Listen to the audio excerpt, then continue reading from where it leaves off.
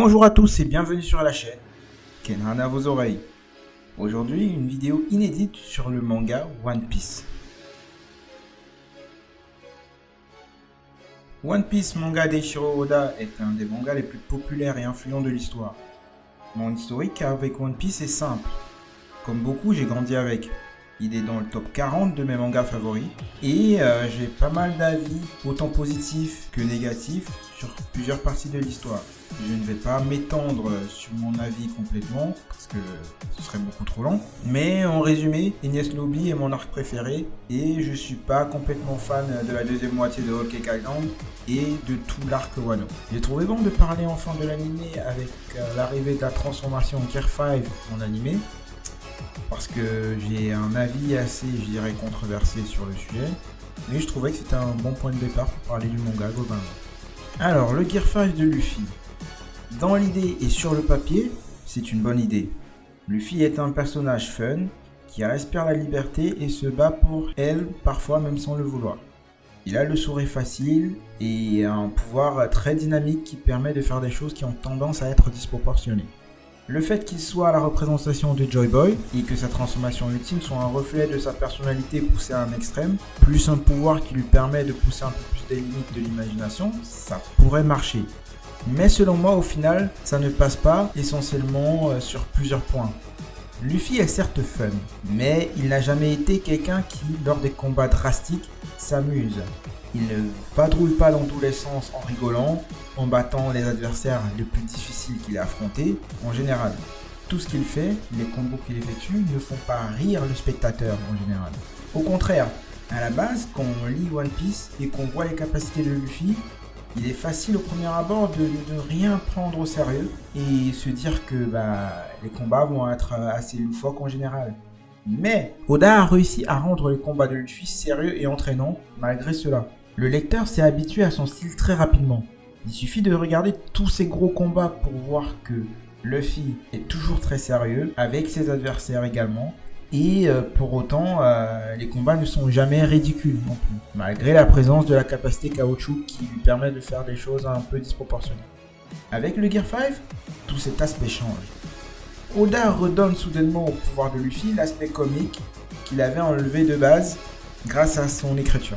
Malheureusement, je trouve que c'est un peu trop tard pour pouvoir réintroduire un élément comme ça, sachant que ça fait plus de 20 ans qu'il part dans le sens opposé, en faisant en sorte que le pouvoir loufoque de Luffy soit pris au sérieux.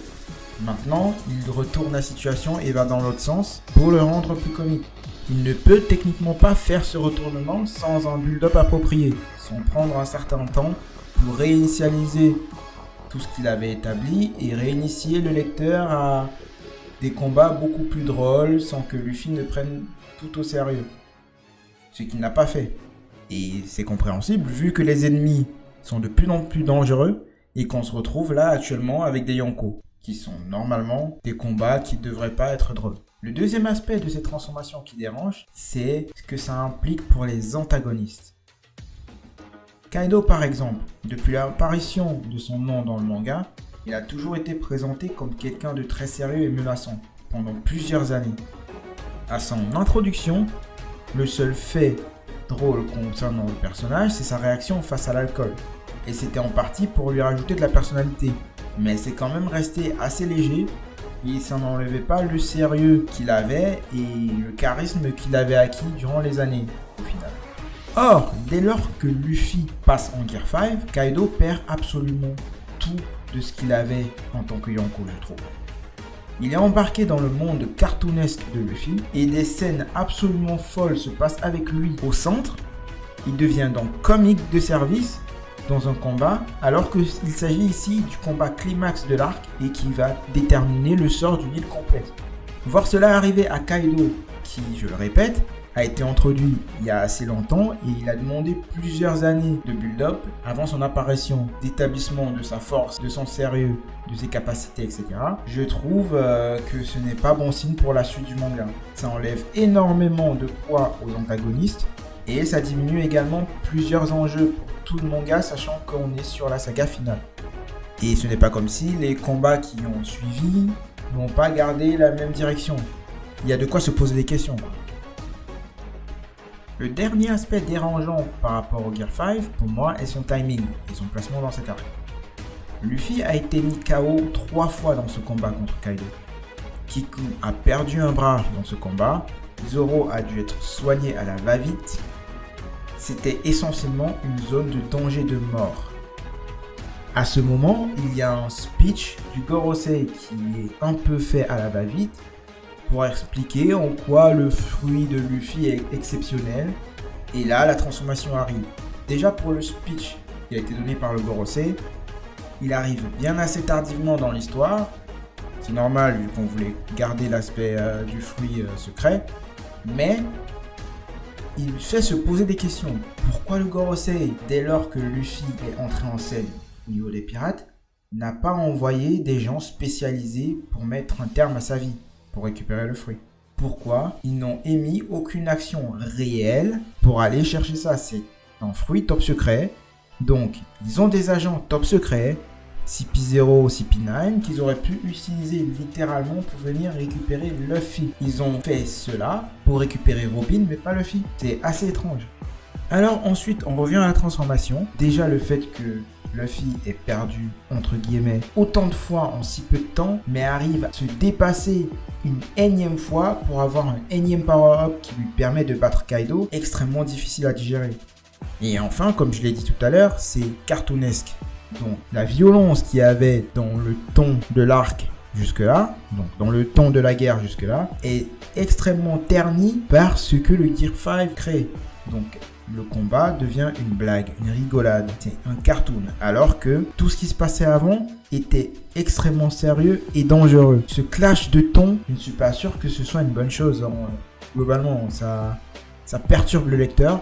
Moi j'ai été perturbé en tout cas, et ça fait moins passer la pilule du Gear 5. Je m'attendais à ce que l'anime puisse me donner une autre perspective, on ne sait jamais, mais ça n'a pas été le cas. En animé, la transformation est vraiment très bien faite, en général. J'applaudis d'ailleurs le staff pour tout le travail effectué, mais je trouve qu'il y a quand même quelques défauts qui méritent d'être mentionnés.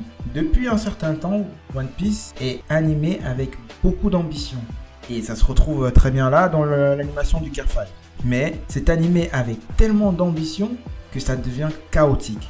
Il y a des scènes où il y a un manque de cohésion qui aurait pu être résolu en ajoutant quelques images dans le processus, mais ceci n'est pas fait et donc on se retrouve avec des personnages qui sautent d'un plan à un autre, perturbe l'esprit. Le choix des angles sur lesquels se concentre l'animé aussi est vraiment très bizarre. Il peut vraiment être remis en question. Ça bouge dans absolument tous les sens.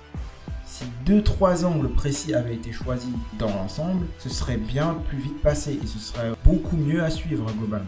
En plus de tout ça, les sons utilisés sont littéralement tirés de cartoons, de Looney Tunes. Donc ça montre bien l'insistance, autant dans l'anime que l'esprit qu'il y avait dans le manga, que ce combat prend une tournure cartoonesque. Mais ça fait clash du coup avec tout ce qui se passait précédemment dans le combat.